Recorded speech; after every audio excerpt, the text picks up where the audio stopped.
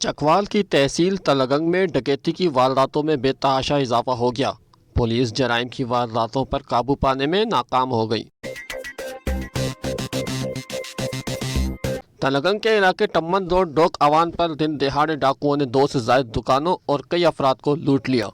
मुलजिमान अल-मदीना departmental store के मालिक अली अहमद से लाखों रुपए की नकदी, 2 गाड़ियों के कागजात और 2021 मॉडल की नई होंडा 125 मोटरसाइकिल लेकर फरार हो गए।